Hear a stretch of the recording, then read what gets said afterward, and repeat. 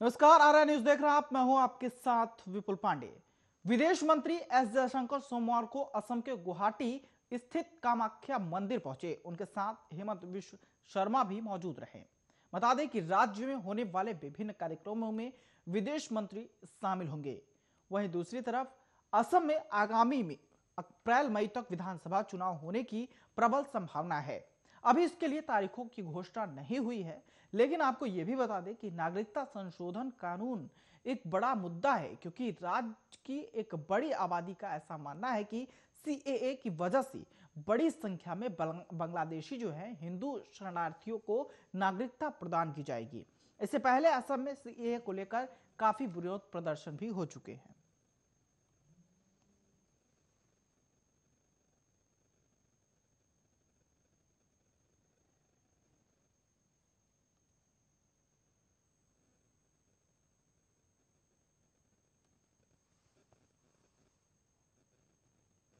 तो असम के गुवाहाटी पहुंचे हैं विदेश मंत्री, जहां पर उन्होंने कामाख्या मंदिर में मत्था टेका।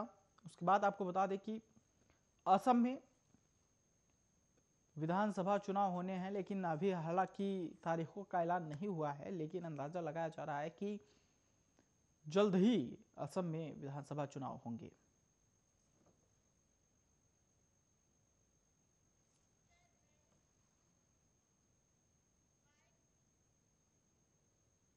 बढ़ते अगली खबर की ओर। उत्तर प्रदेश में अगले साल विधानसभा चुनाव होने हैं। यूपी विधानसभा चुनाव को ध्यान में रखते हुए कांग्रेस ने अभी से तैयारी तेज कर दी है। इसी कड़ी में कांग्रेस की महासचिव प्रियंका गांधी उत्तर प्रदेश के बिजनौर और मेरठ पहुंचकर किसानों के साथ महापंचायत करेंगी।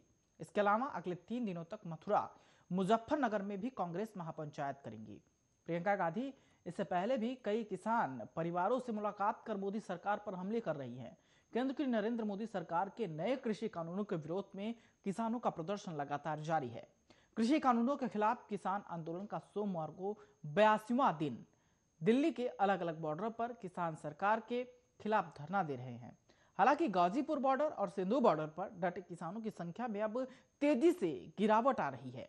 किसान आंदोलन में शामिल किसानों की घटती संख्या को देखते हुए कहा जा सकता है कि अब यह आंदोलन जल्द ही काफी कमजोर पड़ जाएगा। वहीं दूसरी ओर विपक्षी पार्टियों की पूरी कोशिश है कि वे किसान आंदोलन को कमजोर न पड़ने दें, जिसके तहत आपको बता दें कि प्रियंका गांधी अब लगातार किसानों से मुलाकात कर रही हैं। दरअसल बताते चले कि उत्तर प्रदेश में अगले साल विधानसभा चुनाव होना है, जिसके लिए राजनीतिक पार्टियां लगातार अपनी रोटियां सेकती नजर आ रही हैं।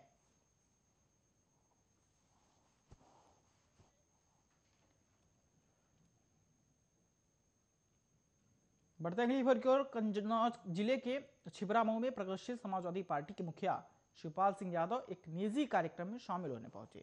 जहां एक और समाजवादी पार्टी से दूर होने का उनका दर्द हल्का, तो वहीं भाजपा की मजबूती की वजह सपा की अंदरूनी कलह और सपा में साजिश करने वालों को बताया। उन्होंने कहा कि भाजपा को हटाने के लिए सभी समाजवादियों को एक हो जाना चाहिए। आगे उन्होंने कहा कि 2022 में छोटे और सभी बड़े दलों से साथ मिलकर चुनाव लड़ने की अपील की है। समाजवादी पार्टी अगर हमसे अलायंस करेगी तो हम जरूर करेंगे। आगे उन्होंने चीन के मामले में बोलते हुए कहा कि चीन हमेशा से धोखेबाज रहा है और उसने भारत की जमीन भी कब्जा कर रखी है। नेताजी के रक्षा मंत्री के समय नेताजी ने चीन को ललकारा था, कहा था युद्ध अगर होगा तो हमारी जमीन पर नहीं, दुश्मन की जमीन पर होगा। और क्या कुछ कहा, आइए सुनते हैं। पार्टी को हटाने के लिए सभी समाजवादियों को एक हो जाना चाहिए। मैंने अपील की, मैंने अखिलेश से भी अपील की। जब मैंने पार्टी जब नहीं बनाई थी तब आपको पता है मैंने पूरा प्रयास किया था भारतीय जनता पार्टी को। इससे पहले जब अखिलेश मुख्यमंत्री थे, प्रदेश अध्यक्ष थे, तब लोकसभा में 5 सीटें आई थी और पूरे देश में समाजवादियों हारे थे।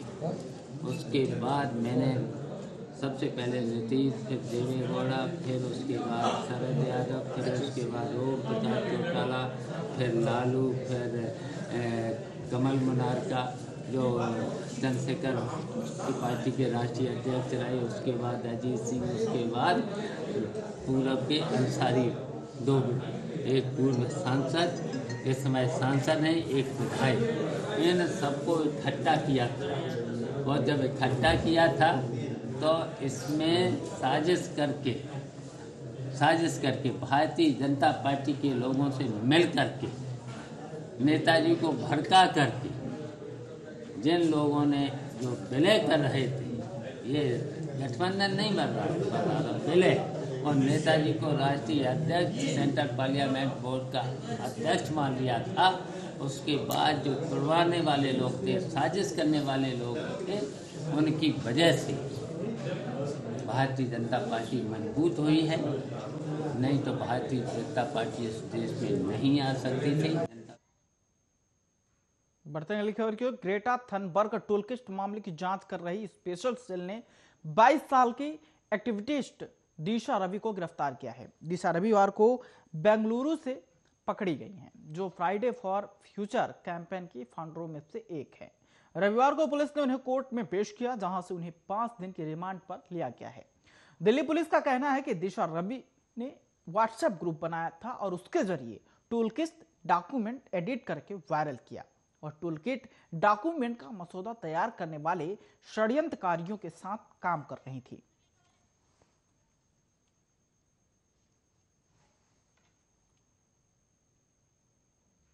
बढ़ते अगली खबर की ओर। गोरखपुर में उस वक्त सनसनी फैल गई जब बस्ती के बर्खास्त सिपाही ने एक वीडियो के जरिए गोरखपुर में सीरियल मर्डर करने की धमकी दी। सोशल मीडिया पर वीडियो वायरल होते ही हरकत में पुलिस ने आई और कुशीनगर के रहने वाले सिपाही के खिलाफ धमकी और आईटी एक्ट का मुकदमा दर्ज कर तलाश शुरू कर दी। बस्ती के बर्खास्त सिपाही ने वीडियो जारी कर कहा कि आज से मैं लगातार 3 हत्याएं करूंगा, रोक सको तो रोक लो। फिलहाल साइबर सेल और सर्विलांस टीम की मदद से सिपाही के बारे में जानकारी जुटाई जा रही है।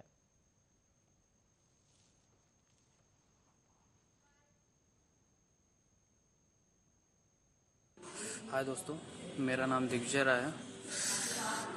मैं एक चुनौती देने वाला हूं गोरखपुर पुलिस को और गोरखपुर एसपी को और उत्तर प्रदेश पुलिस को, जिसके डीजीपी मुझे नहीं पता कौन है। मैं उत्तर प्रदेश पुलिस प्रशासन को एक चुनौती देने वाला हूं, बहुत ही गहरी चुनौती है। मैं कल 10 बजे से पहले, कल दिनांक 14 वैलेंटाइन डे है, 14/2/2021 को 10 बजे से पहले मोदीपुर चौराहे पर के आसपास एक मर्डर करने वाला हूं, एक आदमी का। अगर गोरखपुर पुलिस में पावर है, यूपी पुलिस में पावर है, शक्ति है, तो कल ये मर्डर होने से रोक सके। और ठीक ही परसों एक मर्डर करूंगा मैं, और लगातार 3 मर्डर करूंगा,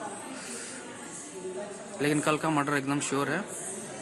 अगर ये मजाक लग रहा हो गोरखपुर पुलिस को और यूपी पुलिस को, तो मेरे बारे में बस्ती के एसपी हेमराज मीणा और गोरखपुर के एसपी और खलीलाबाद के एसपी और कुशीनगर के एसपी से संपर्क करें। और आप में थोड़ी भी सहूलियत, थोड़ी भी शर्म और थोड़ी भी काबिलियत है तो मुझे पकड़ें और मुझे रोक लें मर्डर करने से। थैंक यू, जय हिंद। कारण मर्डर करने का कारण मर्डर करने के बाद बताएंगे। और कल मेरी 10 बजे बाद रैली है बस्ती टोल प्लाजा से, तो मैं ये अपने पूरे होश हवास और सूझबूझ से बोल रहा हूँ कि मैं कल मर्डर करने वाला हूँ। जिसको भी ताकत है, पुलिस प्रशासन, यूपी पुलिस प्रशासन में ताकत है, सहूलियत है, तो ये मर्डर होने से रोक ले। ये मेरा चैलेंज है यूपी पुलिस को और ख़ास तौर के गोरखपुर पुलिस को और उनके यहाँ के एसएसपी और डीएम साहब को। ये मेरी धमकी समझिए, जिद समझिए, चुनौती समझिए, जो समझते हैं बाढ़ में जाइए आप लोग। कल मैं मर्डर करूँगा, दम है तो रोक लो। नाम है दिग्विजय राय, थाना कप्तानगंज, जनपद बस्ती। मेरा गांव है, मेरे गांव का नाम है बसडीला गुनाकर। मेरे बाप का नाम है जितेंद्र राय, थाना तरिया सुजान, जिला कुशीनगर, उत्तर प्रदेश का निवासी हूँ। जो उखाड़ना है उखाड़ लो, उत्तर प्रदेश पुलिस। कल रात को एक व्यक्ति द्वारा फेसबुक लाइव पर किसी एक व्यक्ति को अज्ञात कारणों से गोली मारने के लिए और साथ ही साथ गाली गुप्ता देने का एक अन्य वीडियो भी सामने आया था।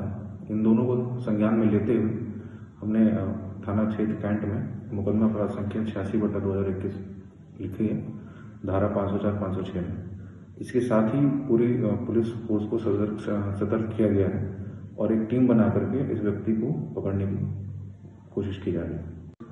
कल रात बढ़ते हैं अगली खबर की ओर। महाराष्ट्र के जलगांव जिले के यावल तालुका में किंगान गांव के निकट रविवार देर रात एक वाहन के पलट जाने से 16 लोगों की मौत हो गई। मरने वाले सभी लोग अभोदा, करहला और रावेर के मजदूर थे। पुलिस के अनुसार हादसा उस समय हुआ जब पपीते से लदा एक ट्रक पलट गया। हादसे की सूचना मिलते ही पुलिस घटनास्थल पर पहुंच गई और लोगों को बाहर निकालने में मदद की। 5 मजदूरों की हालत काफी गंभीर बताई गई है। उन्हें इलाज के लिए एक ग्रामीण अस्पताल में भर्ती कराया गया है। इस मामले में अभी अधिक जानकारी की प्रतीक्षा है। वहीं बता दें कि प्रधानमंत्री नरेंद्र मोदी ने महाराष्ट्र के जलगांव में दिल दहला देने वाले ट्रक हादसे के शिकार हुए लोगों के शोक संतप्त परिवारों के प्रति संवेदना जाहिर की और घायलों को जल्द स्वस्थ होने की कामना की।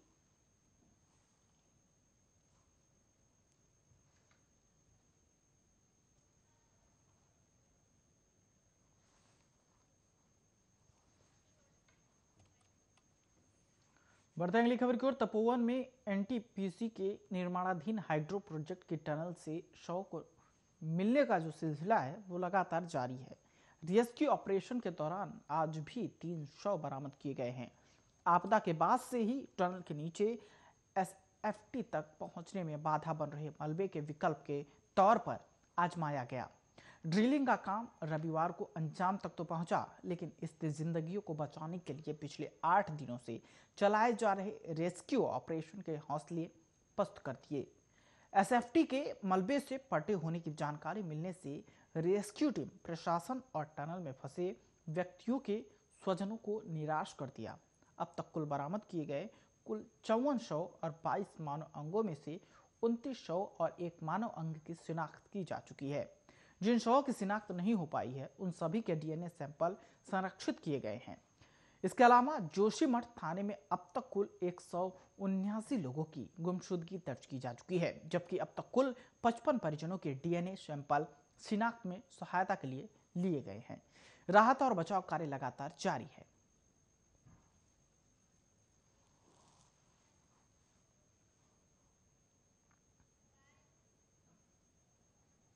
बढ़ते हैं अगली खबर की ओर। दिल्ली के मंगोलपुरी में बीजेपी कार्यकर्ता रिंकू शर्मा की हत्या का मामला लगातार गर्माता जा रहा है।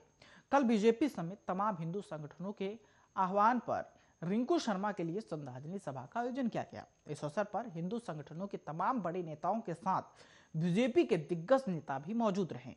इस दौरान सभी ने रिंकू शर्मा को श्रद्धांजलि दी और साथ ही दिल्ली की केजरीवाल सरकार पर भी निशाना साधा। श्रद्धांजलि सभा में अलग अलग राज्यों से आए लोग काफी आक्रोशित नजर आए और साथ ही आपको ये भी बता दें कि जय श्री राम नारे के साथ फांसी की भी मांग की गई।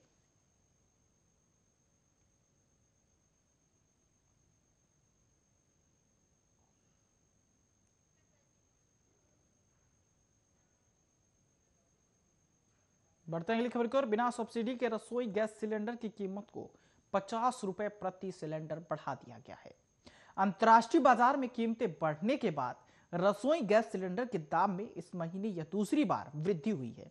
इसके साथ ही पेट्रोल और डीजल के दामों में आज लगातार 7वें दिन बढ़ोतरी दर्ज की गई है। पेट्रोल 26 पैसे और डीजल 29 पैसे महंगा हो गया है। ताजा बढ़ोतरी के बाद राजधानी दिल्ली में 1 लीटर पेट्रोल की कीमत 88 रुपए 99 पैसे पहुंच गई है। वहीं डीजल 79 रुपए 35 पैसे प्रति लीटर बिक रहा है।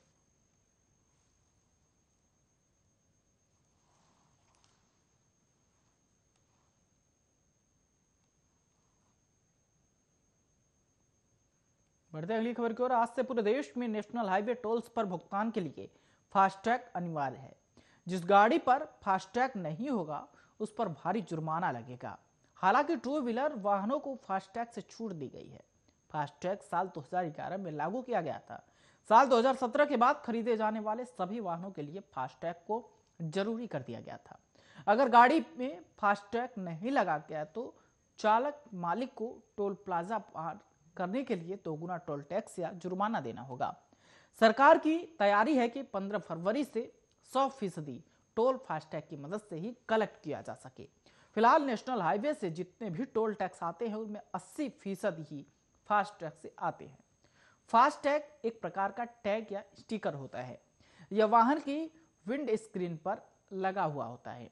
फास्टैग रेडियो फ्रीक्वेंसी आइडेंटिफिकेशन या RFID तकनीकी पर काम करता है। इस तकनीकी के जरिए टोल प्लाजा पर लगे कैमरे स्टिकर के बारकोड को स्कैन कर लेते हैं और टोल फीस अपने आप फास्टैग के वॉलेट से कट जाती है।